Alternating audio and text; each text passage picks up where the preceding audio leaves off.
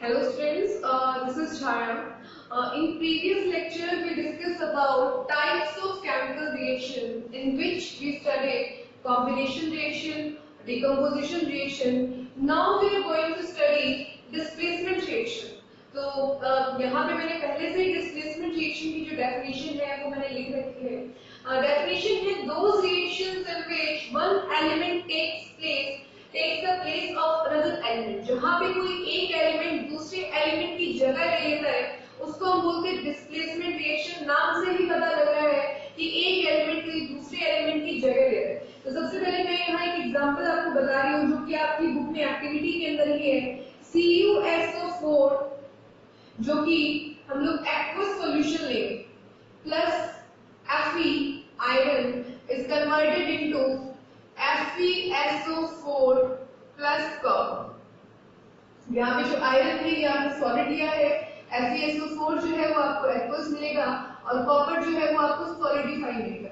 कहने का मतलब ये है कि जब आपके पास लैब में कॉपर सल्फेट ब्लू कलर का आपको डब्बे के अंदर बंद मिलता है, आपने उसको वाटर के अंदर डिसॉल्व किया, कॉपर सल्फेट का आपको सॉल्यूशन मिला ब्लू कलर का, और उसके अंदर आपने आयरन जो है आयरन का आपने कोई आयरन नेल या आयरन का कोई पीस आपने डाला, तो धीरे धीरे क्या होगा कि आयरन जो है वो कॉपर की जगह लेने लगेगा, आयरन जो है वो कॉपर की जगह आ जाएगा। तो धीरे धीरे यहाँ पे बनेगा FeSO4 और साथ में आयरन जो है वो कॉपर को डिस्प्लेस कर देगा और कॉपर हमें अलग से रिड्यूस होता हुआ मिल जाएगा। जब हम एक्सपेरिमेंट की बात करेंगे तो एक्सपेरिमेंट में हमें क्लियरली शो होगा कि जब हमने किसी कंटेनर के अंदर कॉपर सल्फेट का सॉल्यूशन लिया है और उसके अंदर कोई आयरन का पीस हमने या आयरन का कोई पतला सा हमने उसके अंदर कोई पीस हमने डाल दिया है, तो धीरे धीरे उस पीस के अंदर छोटे छोटे होल्स होने लगेंगे। कहने का मतलब कि उसमें से आयरन बाहर निकल रहा है और उसके ऊपर धीरे धीरे कॉपर मेटल जो है वो जमा होने लगेगी। तो ये आयरन सल्फेट जो ब्लू कलर का सॉल्यूशन था वो धीरे धीरे ग्रीन कलर के सॉल्यूशन में चेंज हो जाएगा और जो आयरन नेल है उसके ऊपर कॉपर मेटल का डिपोजिशन हो जाएगा रेड ब्राउन कलर का। कहने का मतलब कि आपके पास एक कंटेनर था, इस कंटेनर के अंदर कॉपर सल्फेट का सॉल्यूशन था ब्लू कलर का और उसके अंदर आपने कोई आयरन का पीस डाला और पीस डालते ही आयरन का इसमें अब छोटे छोटे होल्स होने लगे। कहने का मतलब इसमें से आयरन निकल करके बाहर आ रहा है और यहाँ से कॉपर जो है वो इसके ऊपर धीरे धीरे डिपॉजिट हो रहा है। तो इस तरीके से हम बोल सकते हैं कि कॉपर को आयरन ने डिस्प्लेस किया और बना लिया FeSO4 प्लस कॉपर। तो यहाँ पे जो है धीरे धीरे ब्लू कलर फेड होकर के ग्रीन में चेंज हो गया। तो इस रिएक्शन को हम बोल रहे हैं डिस्प्लेसमेंट रिएक्शन। थर्ड चैप्टर में आप पढ़ेंगे कि ये जो डिस्प्लेसमेंट रिएक्शन है वो अकॉर्डिंग टू रिएक्टिविटी सीरीज हो रही है कि iron is more reactive than copper. तो आयरन जो है वो कॉपर को उसके सॉल्ट सॉल्यूशन से डिस्प्लेस कर सकता है। फिलहाल के लिए आपको ये रिएक्शन याद रखनी है, पर लेकिन थर्ड चैप्टर के अंदर आपको इसका रीजन जो है वो एकदम क्लियरली वहां पे पता लग जाएगा। हर कोई रिएक्शन में आप आइडेंटिफाई कर पाएंगे कि कौन किसको डिस्प्लेस करेगा। अगर ये रिएक्शन मैं कुछ इस तरीके से लिखूं FeSO4 प्लस कॉपर, तो ये रिएक्शन ही नहीं होगी। क्यों नहीं होगी? क्योंकि कॉपर जो है वो लेस रिएक्टिव है, उसकी इतनी हिम्मत नहीं है कि वो आयरन को इसके सॉल्ट सॉल्यूशन से डिस्प्लेस कर पाए, जबकि आयरन जो है वो मोर रिएक्टिव है। फिलहाल फर्स्ट चैप्टर में आपको ये एग्जांपल लर्न करना होगा, पर लेकिन चैप्टर नंबर 3 के आते आते आपको इसके रूल्स जो है वो अच्छे से समझ में आ जाएंगे, तो आपको याद करने की जरूरत नहीं पड़ेगी। उसके बाद एक दो एग्जांपल और भी मैं यहाँ पे लिख देती हूँ ताकि आपको थोड़ा इजी हो जाए याद करने में। तो जैसे CuCl2 प्लस Pb, तो यहाँ पे बनेगा PbCl2 प्लस Cu। कैसे बनाएंगे? कॉपर की वैलेंसी 2 प्लस Cl की वैलेंसी 1, तो ये CuCl2 बना। लेड की वैलेंसी होती है Pb2 प्लस और Cl की वैलेंसी होती है -1, इन दोनों से बनेगा PbCl2। तो इस तरीके से हम ये रिएक्शंस करवा सकते हैं। AgNO3 प्लस कॉपर, तो क्या बनेगा? तो कॉपर की वैलेंसी कितनी होगी? कॉपर की वैलेंसी होगी यहाँ पे 2 और NO3 की वैलेंसी होगी 1, क्रॉस करेंगे तो बनेगा CuNO3 का होल ट्वाइस प्लस Ag। तो इस तरीके से ये जो है डिस्प्लेसमेंट रिएक्शन यहाँ पे होगी। तो डिस्प्लेसमेंट रिएक्शन के अंदर जो मेटल है वो एक दूसरे को डिस्प्लेस कर रहे हैं। यहाँ पे जो एक एलिमेंट है वो अकॉर्डिंग टू देयर रिएक्टिविटी। अब रिएक्टिविटी कैसे हम देखेंगे वो थर्ड चैप्टर में बात करेंगे। फिलहाल के लिए आपको ये वाला एग्जांपल जो है ये लर्न करना जरूरी है। उसके बाद नेक्स्ट हम बात करते हैं डबल डिस्प्लेसमेंट रिएक्शन की।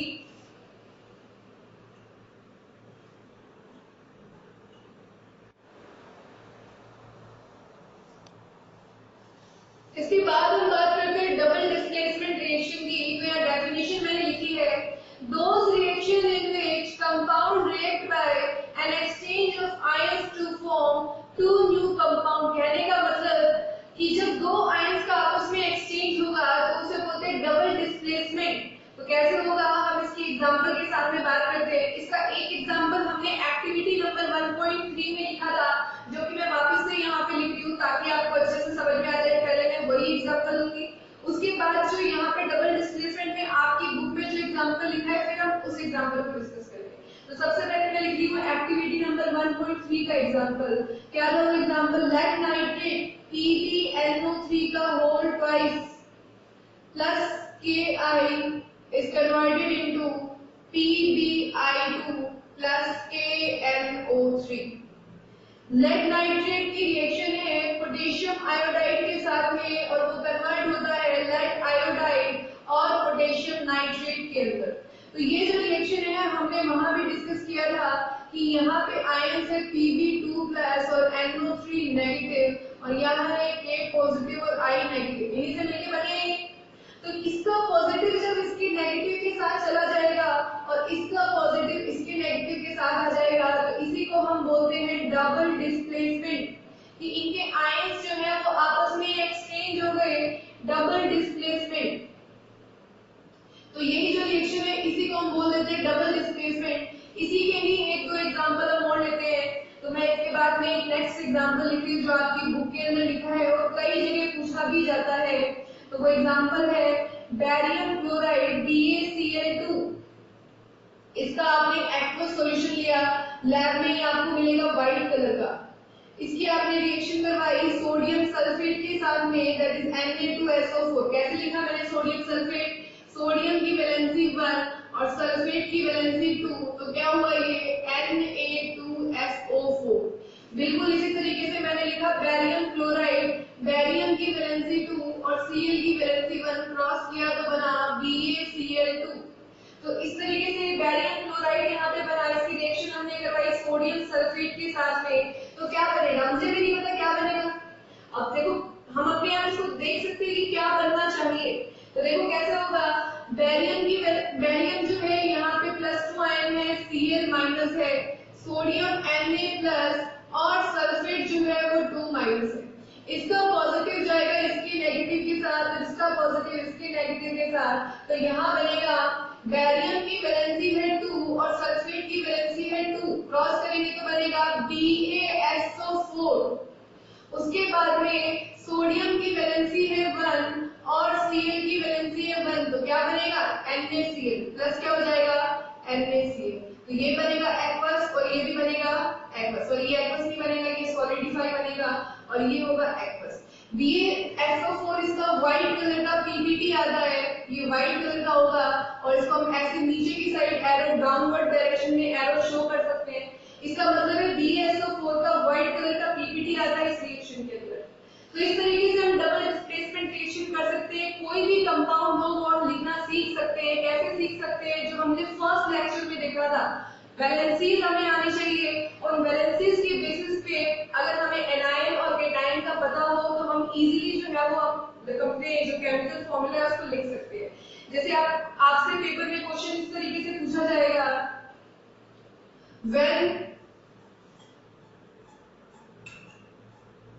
पेपर में क्वेश्चन लिखा हुआ है what happens when barium chloride react with copper sulphate. तो आपको खुद ही सब कुछ लिखना पड़ेगा। कैसे लिखेंगे? बैरियम क्लोराइड लिखा, बैरियम देखते ही मुझे Ba याद आना चाहिए, क्लोराइड देखते ही मुझे Cl याद आना चाहिए। बैरियम की वैलेंसी कितनी होती है 2 और Cl की वैलेंसी होती है 1, क्रॉस करोगे तो क्या बनेगा BaCl2। उसके बाद में कॉपर सल्फेट, कॉपर और सल्फेट, कॉपर कॉमनली 2 शो करता है और सल्फेट भी 2 और ये बन जाएगा सल्फेट BaCl2 और कॉपर सल्फेट जब आपस में रिएक्शन करेंगे तो क्या होगा BaCl2 प्लस CuSO4।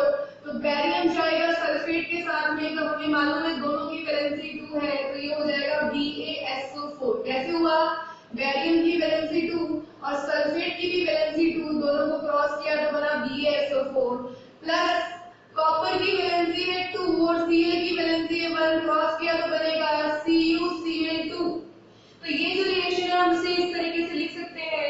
और आगे हम लिखना चाहें तो हम बोलेंगे ये भी एक्वस है, ये भी एक्वस है, ये हमें मिलेगा PPT और ये मिलेगा एक्वस फॉर्म में। उसके बाद में अगर हमें रिएक्शन को बैलेंस करना हो तो हम कैसे करेंगे, सबसे पहले मेटल को बैलेंस कर दो, बैरियम 1 कॉपर 1, कोई दिक्कत नहीं है। उसके बाद में हमें बैलेंस करना होता है नॉन मेटल को other than oxygen and hydrogen. तो यहाँ पे Cl2, यहाँ पे भी Cl2, अब भी कोई प्रॉब्लम नहीं है। सल्फर को लेके सल्फर भी सेम है तो भी कोई प्रॉब्लम नहीं है। ऑक्सीजन को लेके ऑक्सीजन भी सब सही है। इसका मतलब ये रिएक्शन जो है वो कंप्लीटली बैलेंस्ड है, तो हमें इसमें कोई प्रॉब्लम नहीं आएगी। तो इस तरीके से हम डबल डिस्प्लेसमेंट रिएक्शन को समझ सकते हैं। और जो भी एग्जांपल जो इसके आएंगे, बहुत सारे एग्जांपल होंगे, बाद में आपको याद करने की जरूरत नहीं पड़ेगी, पर लेकिन सारे एग्जांपल आपके फर्स्ट, सेकंड, थर्ड तीनों चैप्टर में मिला करके कलेक्ट होंगे। बाद में कोई भी एग्जांपल आपको पर्टिकुलर रट्टा मारने की जरूरत नहीं पड़ेगी, फिलहाल के लिए आपको थोड़ा सा इसको याद रखना पड़ेगा। उसके बाद में नेक्स्ट जो है वो आपके टॉपिक है रेडॉक्स रिएक्शन। तो रेडॉक्स रिएक्शन वो होती है जिसमें ऑक्सीडेशन और रिडक्शन रिएक्शंस आपस में साइमल्टेनियसली होती हैं, एक साथ जो है वो दोनों की दोनों रिएक्शन होती है, ऑक्सीडेशन और रिडक्शन। अब आपके लिए नई टर्म है कि what is oxidation and what is reduction. Reduction क्या होता है और ऑक्सीडेशन क्या होता है, ये दो नई टर्म है आपके लिए। तो अब मैं सबसे पहले आपको ये बता दूं रिडॉक्स बनाने से भी पहले कि ऑक्सीडेशन क्या होगा और रिडक्शन क्या होगा। तो ज्यादातर जो रिएक्शंस होती हैं वो रिडॉक्स रिएक्शन होती है। सभी रिएक्शंस में ज्यादातर ऑक्सीडेशन और रिडक्शन दोनों ही मिलता है। तो हम देखते हैं सबसे पहले कैसे ऑक्सीडेशन होता है और कैसे रिडक्शन होता है। तो मैं यहाँ पे इसको डिफरेंस की फॉर्म में लिख रही हूँ, oxidation and second number is reduction. तो ऑक्सीडेशन जो है नाम से पता लगता है, ऑक्सी मतलब ऑक्सीजन, तो यहाँ पे क्या होता है एडिशन ऑफ ऑक्सीजन होता है। यहाँ पे क्या होता है एडिशन ऑफ ऑक्सीजन। रिडक्शन में बिल्कुल इसका जस्ट अपोजिट होगा, रिमूवल ऑफ ऑक्सीजन। यहाँ पे होगा रिमूवल ऑफ ऑक्सीजन। उसके बाद में जो ऑक्सीडेशन है यहाँ पे होता है removal of hydrogen, removal of hydrogen. और जो रिडक्शन है यहाँ पे होता है एडिशन ऑफ हाइड्रोजन, यहाँ पे होता है एडिशन ऑफ हाइड्रोजन। उसके बाद में ऑक्सीडेशन की बात करें तो यहाँ पे जब इलेक्ट्रॉन डोनेट होता है, ऑक्सीडेशन में क्या होता है इलेक्ट्रॉन डोनेट होता है, और रिडक्शन में क्या होता है इलेक्ट्रॉन एक्सेप्ट होता है। ऑक्सीडेशन में क्या होता है इलेक्ट्रॉन एक्सेप्ट होता है। उसके बाद में ऑक्सीडेशन की बात करें तो ऑक्सीडेशन के अंदर नॉन मेटल का, ऑक्सीडेशन के अंदर नॉन मेटल का एडिशन होता है, नॉन मेटल का एडिशन होता है। और रिडक्शन के अंदर नॉन मेटल का, रिडक्शन के अंदर नॉन मेटल का रिमूवल होता है, रिडक्शन के अंदर नॉन मेटल का रिमूवल होता है। बिल्कुल जस्ट इसके अपोजिट अगर आप लिखें तो यहाँ पे मेटल का रिमूवल होगा, मेटल का क्या होगा रिमूवल होगा, और यहाँ पे मेटल का क्या होगा एडिशन होगा, मेटल का यहाँ पे क्या होगा एडिशन। ये सब बहुत कम हमारे काम आते हैं, ज्यादातर हम इनसे पता लगा लेते हैं 10th क्लास के अंदर स्टार्टिंग के जो पॉइंट्स है, पर लेकिन ये मैंने आपको डिफरेंस की फॉर्म में बता दिए हैं ऑक्सीडेशन एंड रिडक्शन। तो इससे अब हमें पता लगेगा कि कौन सी रिएक्शन में ऑक्सीडेशन हो रहा है और कौन सी रिएक्शन में रिडक्शन। इसके बाद दो और नई टर्म है oxidising agent and reducing agent, oxidising agent and reducing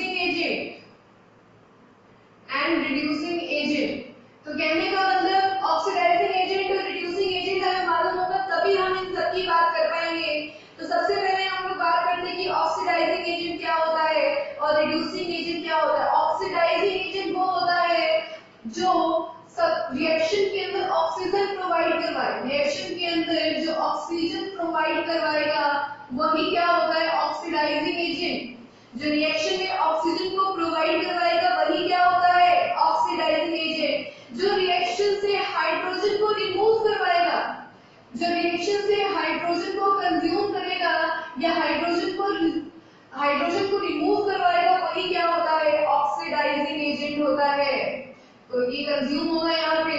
और रिड्यूसिंग एजेंट की बात करें तो रिड्यूसिंग एजेंट वो होता है जो रिएक्शन में ऑक्सीजन को कंज्यूम करेगा, जो ऑक्सीजन को कंज्यूम करवाएगा वही होता है रिड्यूसिंग एजेंट। और जो रिएक्शन में हाइड्रोजन प्रोवाइड करवाता है वही क्या होता है, रिड्यूसिंग एजेंट। तो हम बोल सकते हैं the substance which gives oxygen to the reaction is called oxidising agent. कि जो सब्सटेंस रिएक्शन में ऑक्सीजन प्रोवाइड करता है उसी को ऑक्सीडाइजिंग एजेंट बोलते हैं।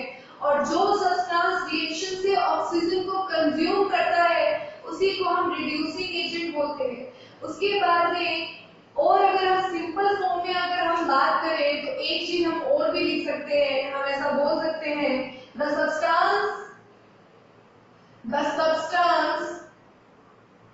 which gets reduced in chemical reaction is called oxidizing agent, is called oxidizing agent। बिल्कुल जस्ट इसके अपोजिट क्या होगा कि सब्सटेंस जो रिएक्शन के अंदर ऑक्सीडाइज होगा उसको हम क्या बोलेंगे, रिड्यूसिंग एजेंट बोलेंगे। तो मैं एक बार ये पूरी डेफिनेशन जो है बोर्ड के ऊपर लिख देती हूँ, आप चाहे तो उसका स्क्रीनशॉट भी ले सकते हैं। ये ऑक्सीडाइजिंग एजेंट हुआ। उसके बाद में मैं सेकंड नंबर डेफिनेशन लिखती हूँ रिड्यूसिंग एजेंट के लिए, और रिड्यूसिंग एजेंट होगा the substance which gets oxidized in chemical reaction is called reducing agent। तो हम इस तरीके से लिख सकते हैं कि जो सब्सटेंस रिएक्शन के अंदर रिड्यूस होता है वो खुद क्या होता है, ऑक्सीडाइजिंग एजेंट होता है। और जो सब्सटेंस रिएक्शन में खुद ऑक्सीडाइज होता है वो खुद क्या होता है, रिड्यूसिंग एजेंट होता है। ये कैसे होगा, ये हम एग्जांपल के थ्रू समझते हैं। देखते हैं सबसे पहले तो आप इसका स्क्रीनशॉट ले सकते हैं आप चाहे तो, और उसके बाद में कैसे हम इन सबको प्रूव कर सकते हैं तो मैं आपको एक दो एग्जांपल लेकर के सारे एक साथ बता देती हूँ। तो सबसे पहले हम बात करेंगे ऑक्सीडेशन रिडक्शन की। तो सबसे पहले मैं एक एग्जांपल लिखती हूँ, यहाँ पे इजी सा एग्जांपल है। ये रिएक्शन मैंने एक बार पहले भी लिखी थी और वहां पे मैंने कुछ इस तरीके से लिखा था Fe2O3 plus aluminium is converted into Al2O3 plus iron. यहाँ पे देखिए Fe2O3 जो है वो कन्वर्ट हो रहा है आयरन के अंदर। इस रिएक्शन में इधर से इधर अगर हम जाएं तो ऑक्सीजन का रिमूवल हो रहा है। ऑक्सीजन क्या हो रही है, रिमूव हो रही है, ऑक्सीजन का रिमूवल हो रहा है। इसका मतलब ये प्रोसेस क्या होगा, रिडक्शन होगा। ये प्रोसेस क्या होगा, रिडक्शन।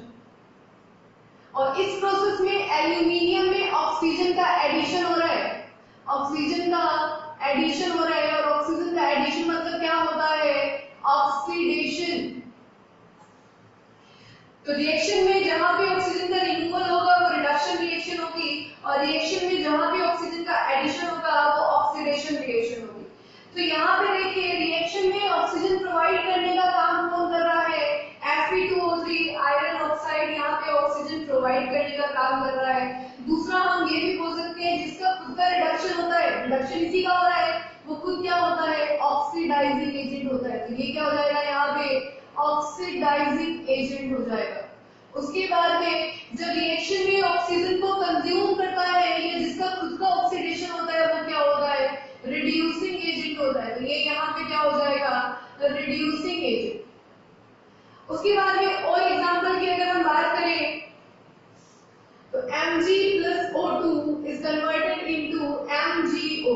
देखने पे रिएक्शन ऐसा लगता है कि सिर्फ ऑक्सीडेशन हो, कि मैग्नीशियम में ऑक्सीजन का एडिशन हुआ तो किसमें चेंज हो गया, वो मैग्नीशियम ऑक्साइड में चेंज हो गया, पर एक्चुअल में इस रिएक्शन में भी ऑक्सीडेशन और रिडक्शन दोनों ही प्रोसेस हो रहे हैं। कैसे, मैग्नीशियम में एडिशन हुआ ऑक्सीजन का, मैग्नीशियम अपनी जीरो स्टेट से चला गया +2 के अंदर, इसने क्या किया 2 इलेक्ट्रॉन यहाँ पे डोनेट कर दिए, और इलेक्ट्रॉन अगर डोनेट कर दिए तो इसका क्या हो गया है, ऑक्सीडेशन हो गया है इसका।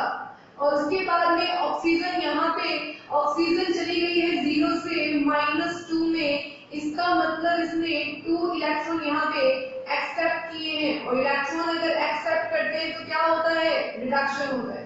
तो क्या होता है यहाँ पे, रिडक्शन। तो यहाँ पे ऑक्सीडेशन है और ये क्या है, रिडक्शन। सीधा सीधा याद रखने का तरीका है, अगर वैलेंसी या चार्ज अगर इंक्रीज हो जाए तो क्या होगा, ऑक्सीडेशन, और अगर वो डिक्रीज हो जाए तो क्या होगा, रिडक्शन।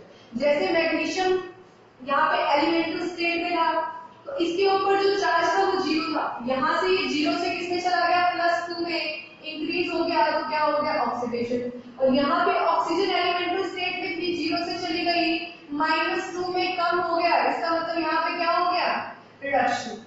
तो ये भी एक एग्जांपल था। इसके बाद में हम और एग्जांपल की बात करते हैं। देखो मैं एक और लिख रही हूँ यहाँ पे,